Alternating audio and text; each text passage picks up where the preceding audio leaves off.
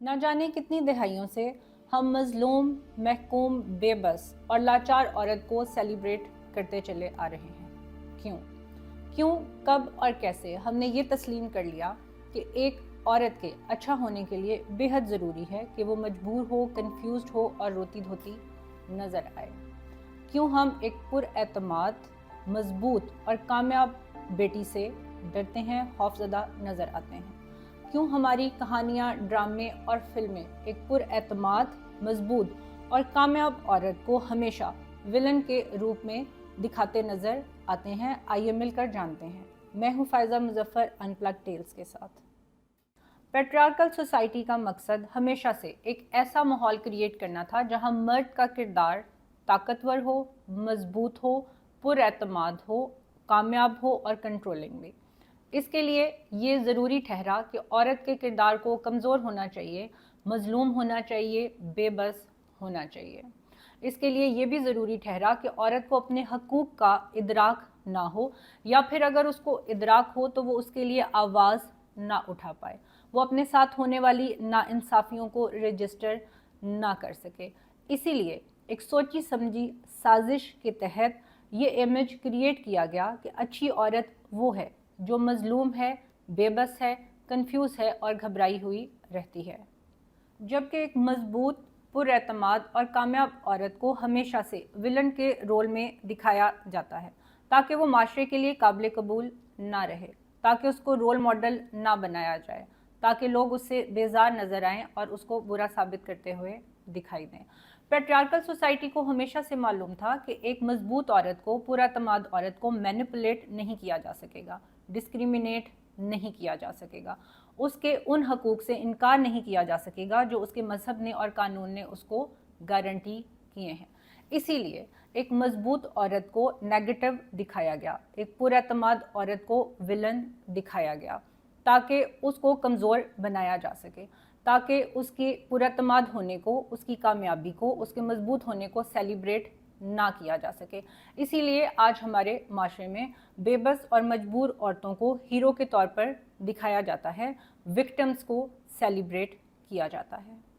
ہمارا میڈیا بھی ہمیشہ سے مین لیڈ میں ہیرو کے طور پر ایسی عورت کو پورٹری کرتا ہے جو مجبور ہے، لاچار ہے، کنفیوزڈ ہے، گھبرائی ہوئی ہے اور کسی ہیرو کے انتظار میں ہے جو آ کر اس کا نجات دہندہ بننے والا ہے۔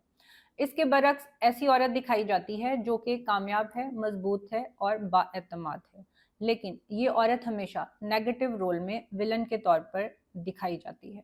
سوسائٹی کو یہ پیغام دینے کی کوشش کی جاتی ہے کہ ایک باشعور اور پر اعتماد عورت معاشرے میں برائیوں کی ذمہ دار ہے، اس کا کردار اچھا نہیں ہے، اس کا انٹلیکٹ نہیں ہے بلکہ چالاکی ہے، اس کی سمجھداری اور اس کی خود اعتمادی کو اوور کانفیڈنس کا نام دیا جاتا ہے، اس کے ایمبیشیس ہونے کو، اس کے ٹو کیریئر اورینٹڈ ہونے کا نام دیا جاتا ہے۔ یا تو یہ دکھایا جاتا ہے کہ وہ شادی کرنے میں اور گھر بسانے میں انٹرسٹڈ نہیں ہے، یا پھر ان کی شادیوں کو فیلڈ میرجز کے طور پر پورٹری کیا جاتا ہے، اور کبھی کبھی تو یہ بھی دکھایا جاتا ہے کہ وہ دوسروں کی شادیوں کے لیے بھی خطرہ بنی ہوئی ہیں۔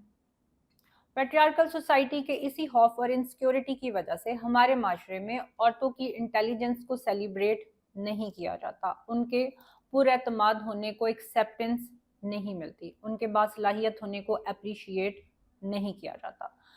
کیونکہ ہم جانتے ہیں کہ اگر ایک عورت مضبوط اور پر اعتماد ہوگی تو اس کو مینیپولیٹ کرنا مشکل ہوگا، اس کو ڈسکریمنیٹ کرنا مشکل ہوگا، اس کے جائز حقوق کی ڈیمانڈ کو تسلیم